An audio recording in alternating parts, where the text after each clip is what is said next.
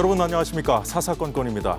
총선 공식 선거운동 이틀째입니다. 4월 10일 총선까지 12일 남았는데 다음 달 5일부터 사전투표가 진행되는 걸 감안하면 유권자의 선택 시간은 이제 일주일 남짓에 불과합니다.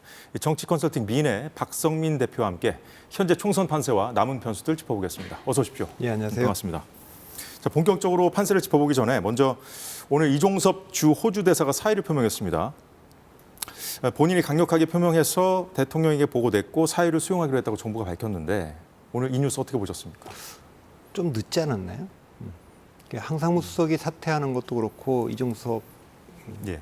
대사의 사퇴도 타이밍을 좀 놓친 것 같아요. 대통령실이 이슈에 대응하는 것을 보면 그러니까 어떤 이슈가 벌어져도 바로 대응을 안 하고 좀 질질 끌다가 타이밍 다 놓치고 하게 되니까 효과가 반감되고 그런 것 같고 이거는 애초부터도 뭐 임명 철회를 하기는 좀 어려웠던 사안이고 결국 그 사의를 표명하고 수리하는 그런 방식이 될 수밖에 없었는데 일부 보도에 따르면 한동훈 위원장이 요구했다 뭐 이렇게 좀 돼 있는 거니까 지금 사퇴하지 않고서는 뭐 귀국만으로는 지금 막을 수가 없다 지금 흐름은. 여권에서 요구가 있었어요 원래. 예. 그런데 이제 여권 입장에서는 이걸로 그래도 정리되지 않겠느냐 반감됐다고는 하셨습니다만 이제 효과가 그래도 좀 있을까요? 어떻게 보십니까? 이건 뭐 반등의 효과는 없고 더 이상 떨어지는 거를 막는 그러니까 이게 더 이상 악재가 되지는 않겠죠. 이제 이렇게 귀국하고 대사가 사의까지 했기 때문에 이제 그 공은 공수처로 넘어가 있는 거 아닙니까? 그러니까 이렇게 사태를 만든 공수처는 그럼 수사 준비가 다 돼 있느냐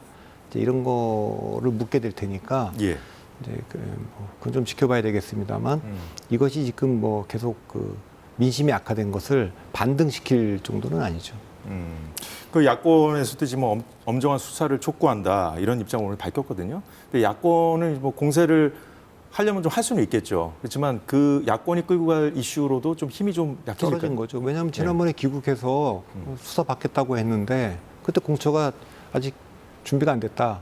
뭐 포렌식도 다 안 끝났다. 지금 이렇게 얘기한 거 아닙니까? 오늘 이 점에 대해서도 불만을 표시했어요. 그 이종섭 대사는 지금 남아서 자기가 다 수사를 받겠다 이렇게 얘기를 한 거기 때문에 그건 이제 야권과 공수처로 이제 공이 넘어간 거죠. 총선 이제 딱 12일 남았는데 지금 전체적인 판세는 어떻게 보고 계십니까? 뭐 지금 전체 나오는 모든 여론조사 지표를 보면 그러니까 그 정권 심판론이 굉장히 강하게 지금 작용하고 있는 거 아닙니까? 그러니까 지금 노골적으로 조국혁신당은 3년은 너무 길다. 이게 대통령 탄핵하겠다는 얘기 아닙니까? 조기 종식이라는 표현도 쓰고 있고. 사실상 공약으로 내걸었죠. 그리고 뭐 한동훈 특검에 뭐 대통령 탄핵을 걸고 있는데 보통 선거 때 그런 얘기를 하면 역풍이 불어서 그런 얘기는 안 하는 것인데 조심하죠. 그런 얘기를 노골적으로 하고 있고 그래도 역풍이 안 분다는 거는 정권 심판론이 굉장히 강하게 지금 밑에서 흐르고 있다. 그렇게 보이기 때문에 전체 판세는 역시 그 야당에 유리하게 흐르고 있는 것으로 보이고요. 야당 쪽에서 나오는 얘기도 이해찬 선대위원이 승기를 잡았다. 뭐 이렇게 좀 표현을 썼고요. 반면에 이제 여당에서는 공격적으로 배치한 한강벨트는 뭐 골을 넣기는커녕 최후방 지금 수비수로 배치했던 낙동강 벨트가 지금 뻥뻥 뚫리는 상황 아닙니까? 지금 그런 상황이기 때문에 앞으로 어떤 또 그 반전이 있을지 모르지만 지금 이 시점에서는 그 야당이 상당히 그 유리하게 지금 판세가 진행되고 있다. 그렇게 보겠습니다. 오늘 나온 정당 지지도 결과 보고 살펴보도록 하겠습니다. 양당 지지도 결과인데요. 국민의힘 37%, 더불어민주당 29%로 양당 격차가 8%포인트로 벌어졌습니다. 국민의힘은 하락하다 직전 조사보다 3%포인트 오른 거고요. 민주당은 4%포인트 하락했습니다. 자, 다른 정당들 지지율도 준비됐죠? 조국혁신당이 눈에 띄는데 12%를 기록했습니다. 민주당 지지도가 하락한 만큼 올라서 더 주목을 받은 것 같습니다. 한국갤럽이 자체 조사한 것으로 3월 26일부터 28일까지 전국 만 18세 이상 1,001명에게 무선 전화 면접 100%로 했습니다. 표본오차 95%의 신뢰 수준 플러스 마이너스 3.1%포인트입니다. 이 결과는 어떻게 보셨습니까? 일단 이 결과는 그러니까 민주당의 지지율이 떨어졌다 이렇게 표현할 수는 없고 그러니까 그 민주당과 조국혁신당의 지지율을 합치면 지금 41% 아닙니까? 그러면은 야권의 지지세가 확장됐다 이렇게 보는 게 맞는 것 같고요. 조국혁신당이 나오고 나서는 비례 정당 비례 투표를 어디다 할 거냐 이렇게 보면 더불어민주연합과 조국혁신당의 합이 예. 한 45%까지 나오고 있고 지금 정당 지지율도 지금 41%까지 두 당이 합치면 나오니까 예. 이것은 야권세가 그 전보다는 확장됐다 이렇게 볼 수 확장이 있고요. 어느 정도 됐다. 그다음에 또 보시는 하나는 거군요. 예. 뭐 제가 이 방송에서도 여러 번 얘기했습니다만 정당 지지율은 선거 판세를 읽는데 전혀 뭐 도움이 되지 크게 않는 도움이 되지 데이터입니다. 않는 그러니까 거죠. 예. 국민의힘이 그 개별 지역구별로 정당 지지율을 물어보면 국민의힘이 민주당보다는 앞설 겁니다. 서울에서 특히. 예. 그런데 대개 후보를 대입해 보면 지는 걸로 나올 겁니다. 그러니까 실제로 선거 판세를 읽는데 유의미한 데이터는 두 가지인데 하나는 구도. 그러니까 정권 지원을 위해서 여당을 찍을 거냐, 예. 정권 견제를 위해서 야당을 찍을 거냐. 이게 예. 이제 꾸준히 지금 그 야당 찍겠다는 여론이 높지 않습니까? 정부를 지원한다는 여론은 40%였고 정부 견제한다는 여론은 49%였거든요. 예. 그러니까 요것이 반영되고 그 다음에 또 직접적으로 반영되고 있는 게 대통령 긍부정 평가입니다. 예. 그러니까 대통령 긍부정 평가가 긍정 평가가 35% 미치고 부정 평가가 55% 위면 그래서 20% 이상의 차이가 나면 이 구도가 인물과 이슈를 다 누르거든요. 선거를 지배하면서. 근데 지금 이 상황이 굉장히 오랫동안 지금 지속되고 있습니다. 거의 2년 동안 지금 그런 상황이기 때문에 정권 심판론이 지금 강한 상태여서 뭐 경쟁력 있는 인물을 넣는다고 해도 그 인물이 그 이 구도를 뒤집기가 쉽지 않은 그런 상황이죠 지금. 예. 공직선거운동 첫날 내건 구호가 국민의힘에서는 뭐 범죄자 연대다 해서 이재명 조국 대표 심판하자. 그래서 2조 심판론을 내걸었습니다. 그리고 민주당과 조국혁신당에서는 대통령의 불통 이미지를 강조하고 있는데 정권 심판론 내걸었는데 뭐 이제까지 뭐 한 구호랑 크게 다르지 않기 때문에 뭐 별 특별한 건 아닌데 이걸 전면에 내걸었거든요. 첫날부터. 그래서 그러니까 앞으로 이렇게 이제 이 구도로 싸우겠다는 얘기 아니겠습니까? 제가 이제 캠페인 전문가로서 평가를 하자면 선거라는 거는 좋아해서 찍거나 상대가 싫어서 찍거나 아니면 이제 필요해서 찍거나입니다. 그런데 지금 좋아해서 찍는다는 규모도 야당이 좀 더 많고 상대가 싫어서 찍는다는 것 규모도 야당이 더 많습니다.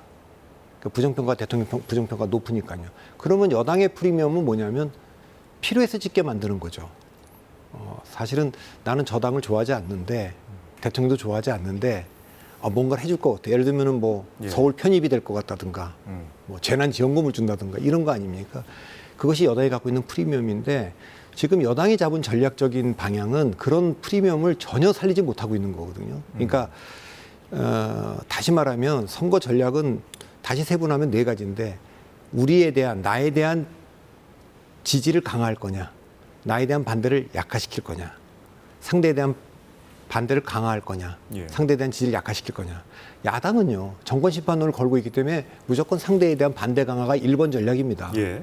그런데 여당은요 윤 대통령의 지금 문제는 뭐냐면 지난 2년간 대통령 선거 승리 이후에 나에 대한 지지 강화를 계속해왔어요. 뭐 자유가 중요하다, 이념이 중요하다. 근데 사실 그분들은 결집은 해왔다는 거죠. 근데 충분히. 규모가 많지 않아요. 그 정도에 동의할 수 있는 거는 제가 보기엔 한 20% 정도거든요. 그러니까 거기 표로 안 되고 한동훈 위원장이 들어왔는데 한동훈 위원장은 또 상대에 대한 반대 강화, 지금 좀 뭐 운동권 청산론이라든가 뭐 범죄 연대 심판이라든가 예. 2조 심판 이런 게 다 그런 거 아닙니까?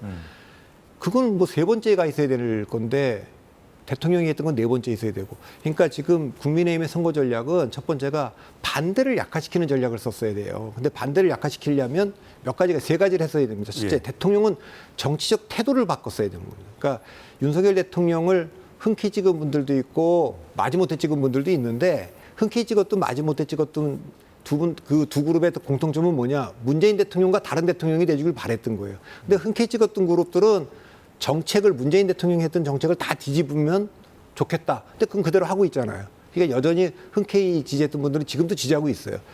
마지못해 지지했던 분들은 정치적 태도도 문재인 대통령과 좀 다르게 했으면 좋겠다. 뭐 잘못된 게 있으면 나와서 인정도 하고 사과도 하고 책임도 좀 지고 잘못된 인사라 그러면 좀 빨리빨리 교체도 좀 해주고 사과할 게 있으면 사과하고 이렇게 해주길 바랬는데 그걸 안 하는 바람에 이분들이 지금 다 떠난 상태 아닙니까?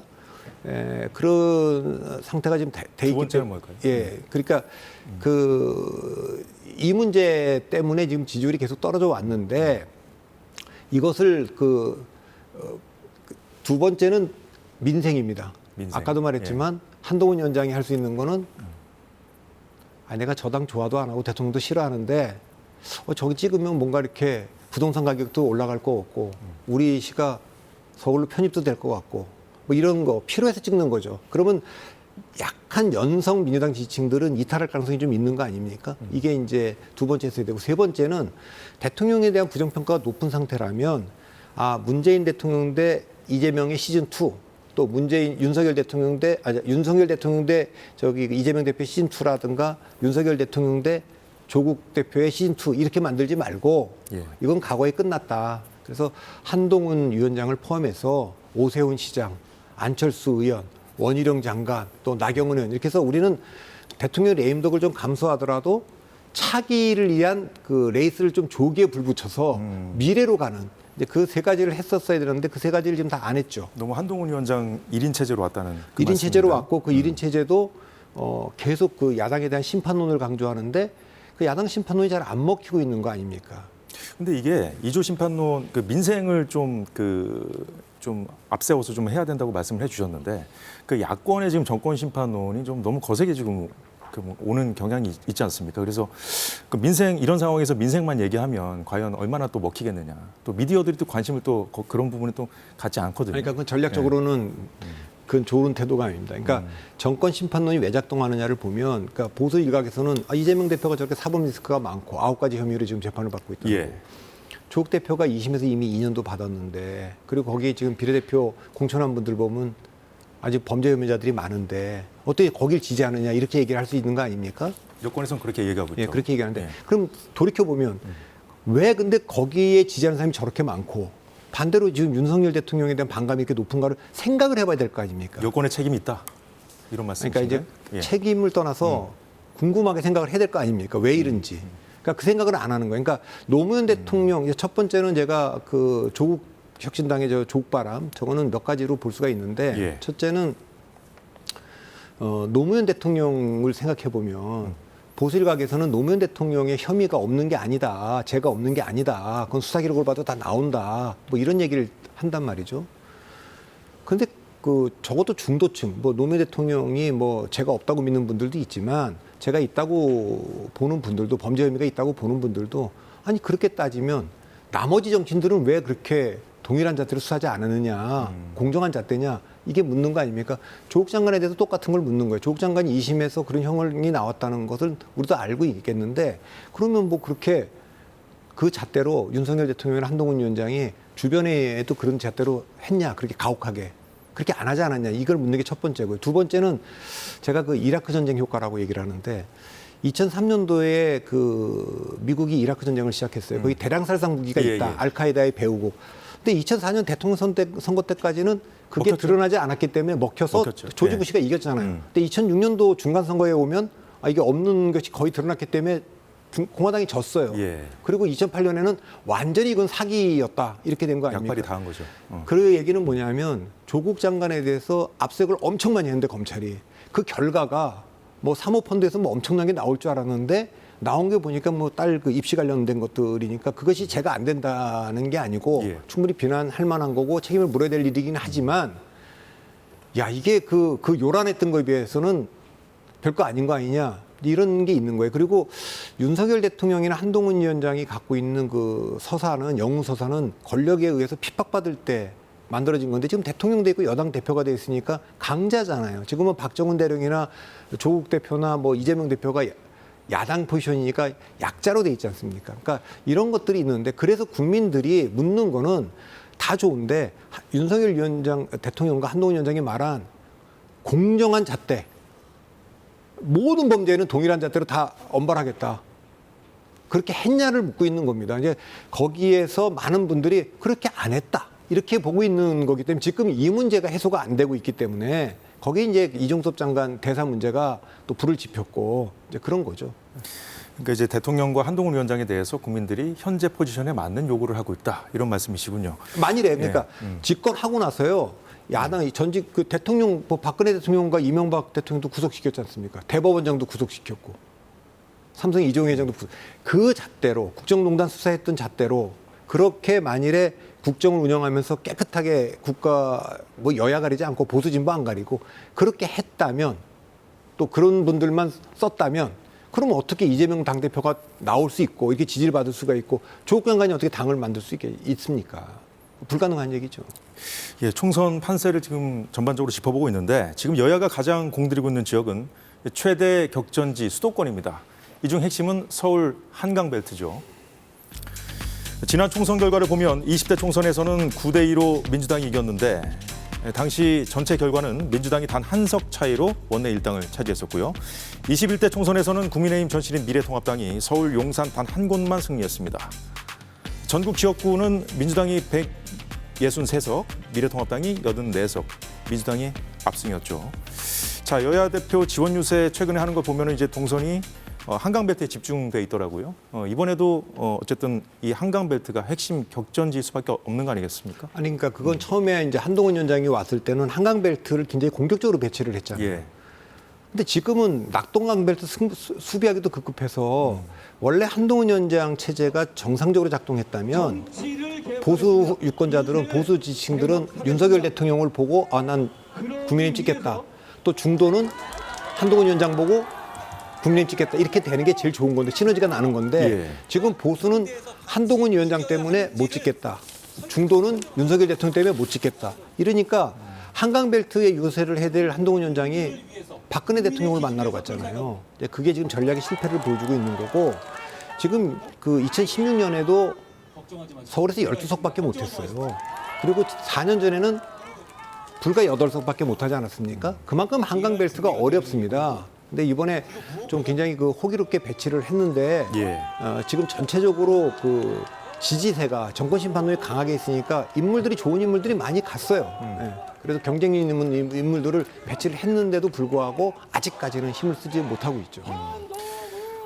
국민의힘이 뭐 자체 판세 분석이 끝났다고 합니다. 근데 이제 구체적인 데이터 공개는 안 했는데 여튼 뭐 전반적으로 분위기는 안 좋다는 걸 인정을 하는데 어쨌든 오히려 경합 지역이 아직까지 많다. 그래서 좀 최선을 다하겠다 끝까지 이런 입장을 밝긴 했습니다만 지금 이제 한강벨트 좀 분위기 짚어주셨는데 이 중에서 특히 관심 있게 지켜보고 계신 데가 어디입니까?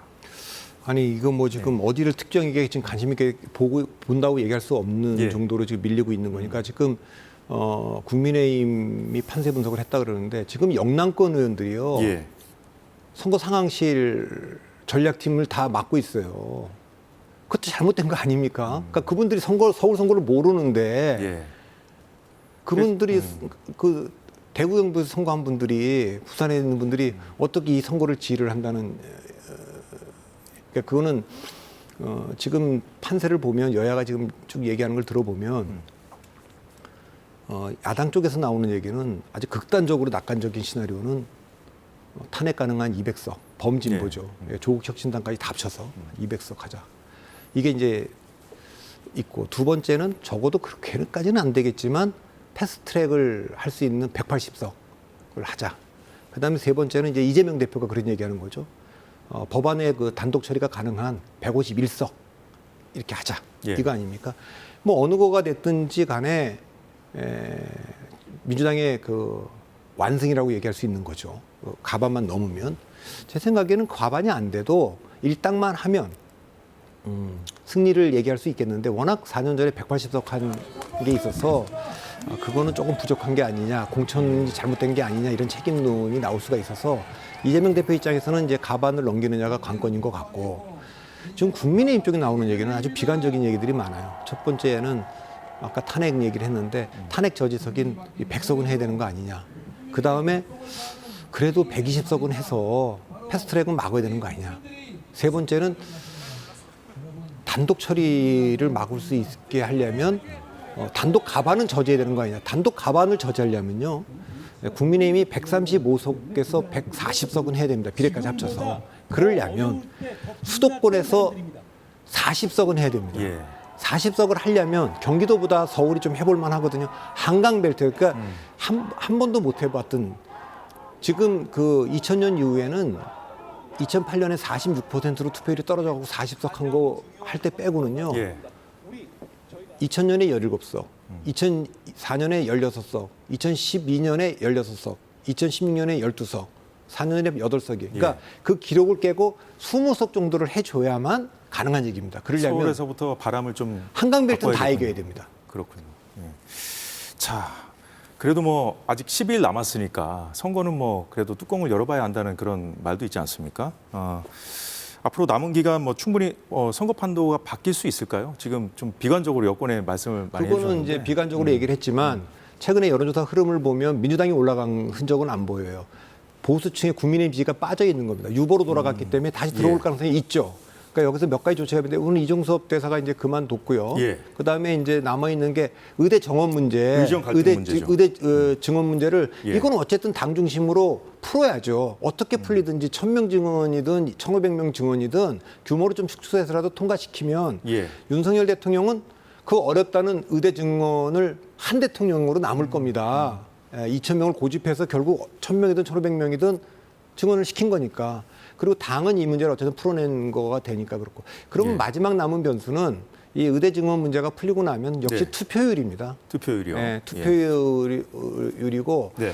4년 전 66%였는데 투표율이 낮아지면 낮아질수록 국민의힘이 그 민주당이 어려웠어요. 21대 총선에서는 66.2%였고 20대 총선에서는 58%였죠. 예. 그러니까 기준 60%를 보면 60%를 넘어가면 지금 정권 심판론이 그대로 반영될 가능성이 크고 55%가 안 된다. 뭐 그렇게 이례적으로 낮았던 투표율이 한 5번쯤 있는데 화면에도 나오고 있는데요. 예. 이제 그렇게 되면 이제 그 국민의힘이 승리할 가능성이 있고 55에서 60 사이가 되면 건 잘 모르겠습니다. 그러니까 어쨌든 투표율이 관건이라는 그런 말씀이신데 투표율이 높으면 어쨌든 그 투표율이 높고 낮음에 따라서 연령대별 투표 참여율이 다르기 때문인 거잖아요. 그렇죠. 그걸 좀 짚어주시죠. 일단 지금 4년 전에도 지금 예. 뭐 물어보면 70대 이상은 거의 80%대 투표를 하겠다고 지금 얘기하고 있는 겁니다. 근데 반면에 20대는 굉장히 그 낮아요. 근데 20대가 낮은데 저희가 주목하고 있는 거는 예. 2016년부터 2020년까지 민주당이 이길 때는 20, 30대가 민주당을 지지하기 위해서 투표율이 계속 높아져 왔어요. 예. 2017년 대통령 선거 때는 굉장히 높았거든요. 그리고 이제 반대로 실망해갖고 2021년 4.7 재보궐선거부터 지난 대통령 선거까지는 국민의힘을 찍었지 않습니까? 양쪽을 다 찍어봤는데 좀 실망을 다 한 거예요. 양쪽으로부터. 그래서 지금 부동층, 무당층 규모가 가장 많은 데가 20, 30대입니다. 예. 20대는 40% 이상이 그렇고. 그래서 이 사람들이 투표장에 안 나올 가능성, 투표율이 떨어질 가능성이 상당히 있는데 이것도 지금 두 가지 견해가 엇갈려요. 20대가 투표장에 안 나오면 예. 그동안 민주당한테 찍었던 사람들이 안 나오는 거기 때문에 국민의힘이 좀 유리할 거다 이렇게 보는 층이 있고 그 반윤석열 20, 30대는 다 나올 것 같은데 지금 문제는 윤석열 대통령을 찍었던 반 이재명 20, 30대 중에서 특히 예. 남자들이죠. 예. 이분들이 지금 찍을 데가 없어서 개혁신당도 지지분해지는 이 사람들이 투표장에 안 나올 가능성이 있다. 그래서 투표율이 낮아져도 그게 꼭 국민의힘에 좋은 거는 아니다. 이런 견해도 있고 전 둘 다 일리 있는 분석이라고 봅니다. 과거와 달리 40, 50대가 지금 민주당의 또 굉장히 열성 강한 지지 지지. 아닙니까? 예. 여튼 이 투표율만 갖고 판단하기는 조금 과거와 좀 그러나 이제 바뀐 어쨌든 상황들이 좀 있다. 모든 이런 걸 다 말씀이시죠. 봤을 때도 55% 아래라면 그건 국민의힘이 유리하다고 보이고요. 예. 60%를 넘어가면 확실히 그거는 민주당이 유리하지 않느냐 이제 그렇게는 보입니다. 그 투표율까지 살펴봤고요. 개혁신당하고 국민의힘의 어떤 단일화 얘기가 좀 계속 나오고 있거든요. 이건 어떻게 보십니까? 그건 뭐 의미 없고 뭐 효과도 없는 얘기 아닙니까? 개혁신당이 받을 리도 없고, 예. 그건 뭐 무슨 얘기로 나오는지를 모르겠습니다. 예. 사실 지금 경기 용인갑에서 지금 양양자 후보, 개혁신당 양양자 후보가 먼저 제안을 하긴 했어요. 그래서 여기 보시면 나오는데 그 이원모 후보가 있는 바로 그 지역구거든요. 그래서 좀 경선을 해보는 건 어떠냐 이렇게 먼저 제안을 하니까 국민의힘에서는 이제 좀 긍정적인 입장을 지금 내놓고 있거든요. 그래서 어쨌든 이게 뭐 모르겠습니다. 말씀하신 것처럼 효과가 얼마나 있겠느냐, 뭐 물리적으로 가능하겠느냐 이런 얘기도 있습니다만 이게 좀 계속 언론에서 회자되고는 있거든요. 그건 뭐 변수롭게 현실성이 좀 없는 약하다 이런 얘기라고 말씀이시죠? 봅니다. 왜냐하면 예, 그 개혁신당이 당 차원에서 그거를 부인하고 있고 예, 양양자 의원의 지금 제안은 뭐냐면 이원모 국민의힘 후보하고 당명을 빼고 그냥 이름만 갖고 하자는 거예요. 그걸 이제 이원모 후보가 받을 리가 없고 그렇죠. 그다음에 지금 가장 어려운 점은 지금 당 대표인 이준석 대표가 지금 동탄에 나가 있지 않습니까? 그러니까 동탄에서 그 단일화가 도움이 안 됩니다. 거기가 굉장히 그 반윤 정권 심판론이 센 데인데 그렇게 할 합쳐지지 가능성이 않는다 이런 말씀이시군요. 예, 시너지가 나기는커녕 오히려 역풍이 불 가능성이 있기 때문에 이준석 대표가 뭐 받을 리가 없다고 저는 보고 그러면 현실성이 없는 얘기라고 좀 봅니다. 자, 마지막으로 우리가 꼽을 수 있는 마지막 변수는 막말인 것 같습니다. 이 부분에 대해서 좀 짚어주시죠. 근데 막말보다도 막말은 크게 영향을 미칠 것 같지 않은데 제가 보기에는 이재명 대표와 조국 대표가 정권 심판론을 들고 나왔고 그런데 거기 이제 포진했던 뭐 비례대표 후보들이나 지역구 후보들 중에 예. 심판을 하겠다고 나온 분들이 뭐 부동산 투기라든가 아니면 뭐 변호사비 뭐를 뭐 수임을 뭐 좀 다단계 수사하던 검사가 지금 다단계 업체 지금 정의신당의 변호해갖고 비례대표 1번 예 그렇게 박은정 후보죠. 변호사 예. 남편 되는 이종구 변호사 그렇게 했다는 거고 그다음에 뭐 근데 보니까 조국 혁신당이 좀 약진해서 그런지 모르겠습니다만은 한동훈 위원장도 직접 이 문제를 거론하면서 이제 그 여당에서의 어떤 조국 혁신당에 대한 언급도 좀 늘고 있더라고요. 예, 그러니까 어쨌든 정권 심판을 하겠다고 하는 사람들의 그 도덕적인 정당성을 뺏는 거죠. 이게 뭐 굉장히 구체적. 그리고 이 문제가 왜 중요해요? 부동산 문제도 그렇고 예. 이런 거는 그 20, 30대한테 상당한 박탈감을 주는 거거든요. 그렇죠. 이게 보니까 뭐 지금 뭐 민주당에 배치된 후보들이 뭐 그때 이제 양문석 후보도 나오고 그 몇몇 문재인 후보도 후보 나오고 때 있습니다. 대출 받을 수 없는 거를 뭐 거짓으로 이제 서로 조작까지 해갖고 지금 대출을 받았다 이런 얘기까지 나오는 거 아닙니까? 그리고 뭐 지금 뭐 증여 문제도 다 나오기 때문에 오히려 그런 문제가 민주당 지지층들인 그 20, 30대, 40대에게 상대적 박탈감을 줄 가능성, 막말보다도. 예.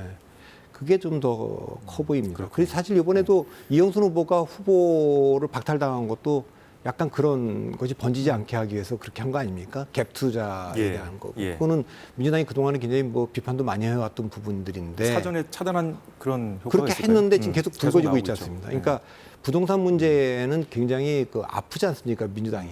그리고 그 문제를 가지고 계속 본인들도 공격도 많이 당했고 공격도 하는데 상대적으로 지금 그런 문제가 계속 불거지니까 저는 이제 부동산 문제 같은 경우는 또 이 수임은 왜 그러냐면 그 검찰 개혁을 내세운 분들이 예. 나와서 이렇게 그 전관 예우로 이렇게 돈을 많이 받고 또 박은정 후보. 예, 그다음에 도덕적으로도 사실 그거는 하면 안 되는 수임 뭐 이런 것들이 있기 때문에 그런 비판이 좀 영향을 미치지 않겠습니까? 예, 선거가 12일 남은 상황에서 앞으로 어떤 것들이 좀 변수가 될지까지 짚어주셨습니다. 여의도는 여기까지 하겠습니다. 정치 컨설턴트 박성민 대표였습니다. 오늘 말씀도 고맙습니다.